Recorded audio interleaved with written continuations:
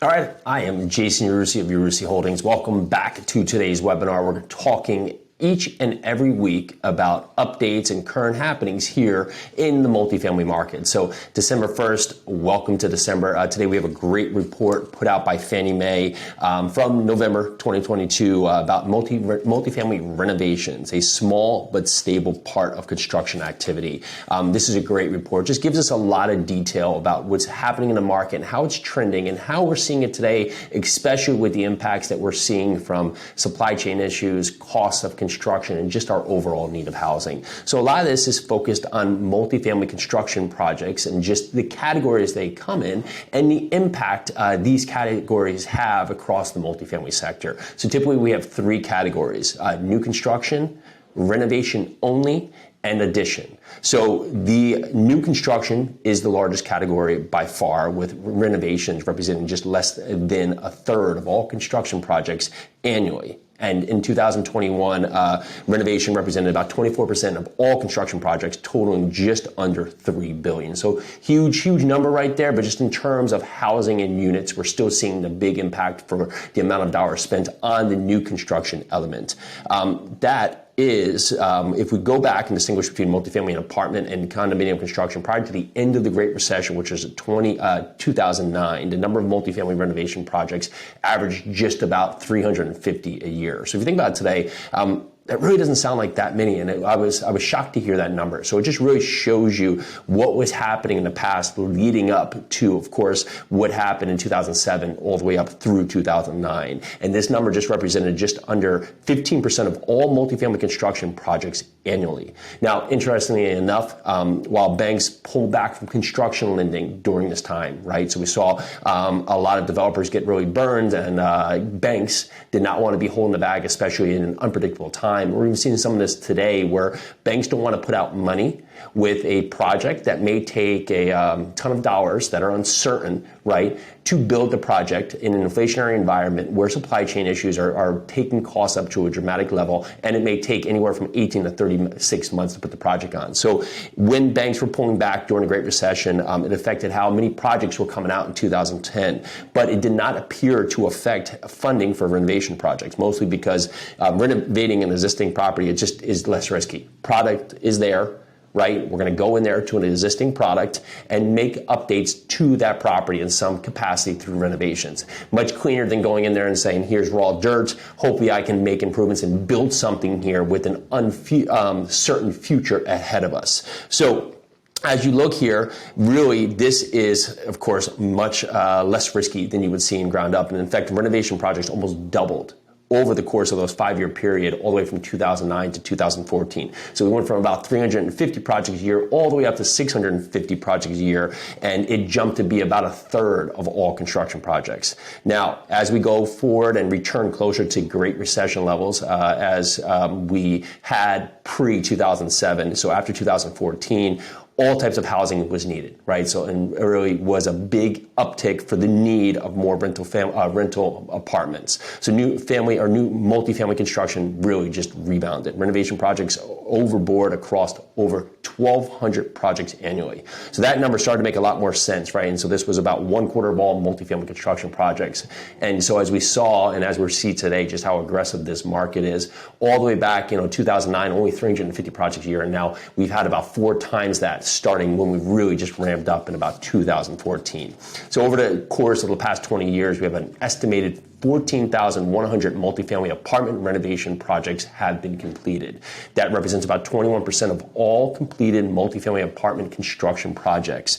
And on average, this was really a good note, but on average, the size of property that's being renovated is 75 units. And that suggests that there's been about 1.1 million apartment units that have gone under renovation over the course of the last 20 years, with about 55,000 apartment units going under renovation each year. So there's a lot of money getting input to these apartment complexes to make improvements, to bring them up, to find ways to add value. And this represents just about 18% of the overall total estimated 6 million apartment units that are being going under construction.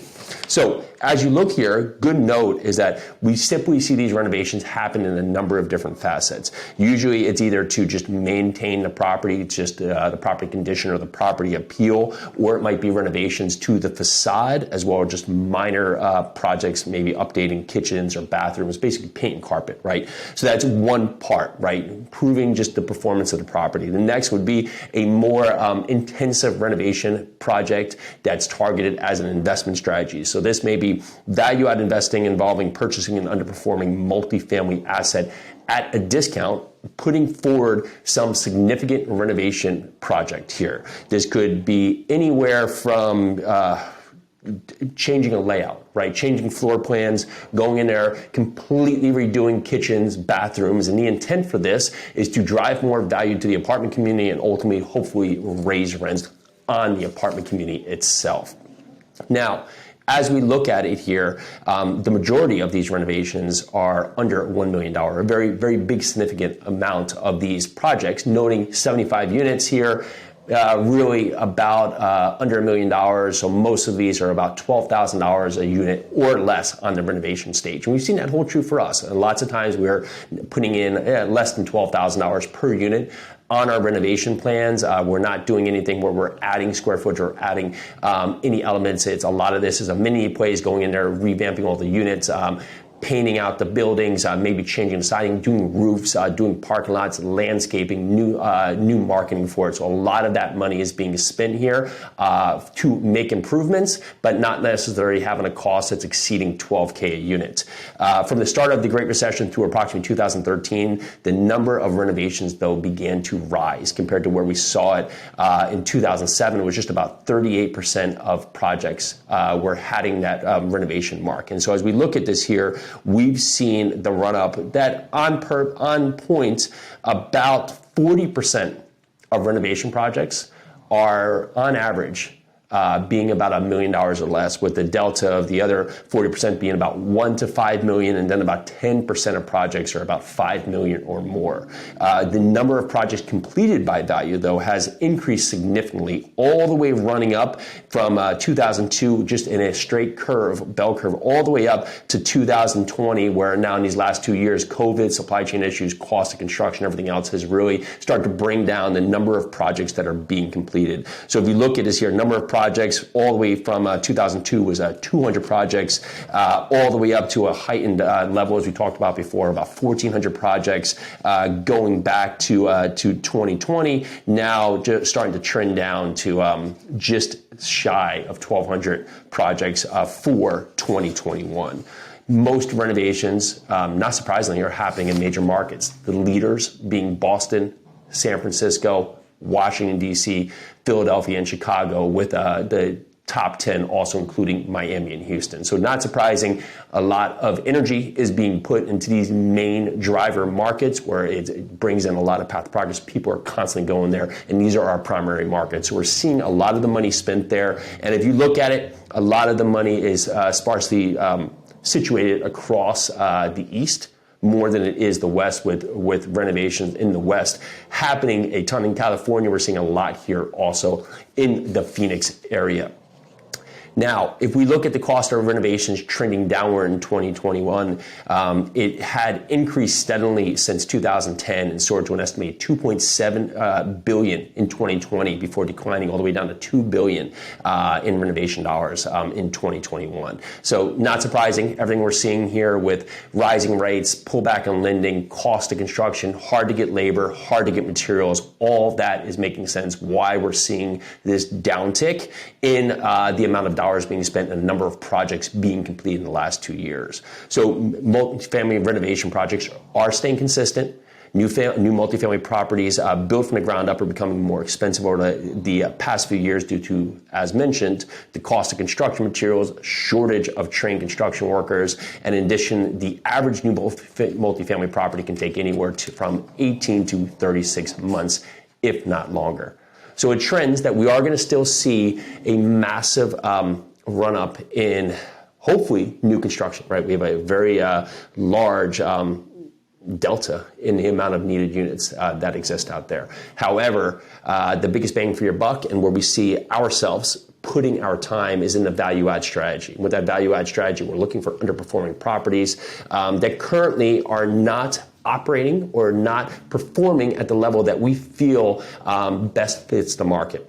So we look for this value add opportunities where we can either improve it from the operations side, the management side, or from doing value add in terms of improving the curb appeal, improving just how it looks as a welcoming property, to renovations inside the units to match the market and to bring up the rental value for the unit. All right, so that is a good intro into what we're seeing out there from the construction side on multifamily projects. I am Jason Yarusi of Yarusi Holdings. Thank you so much for joining us on this week's webinar. We will talk to you shortly.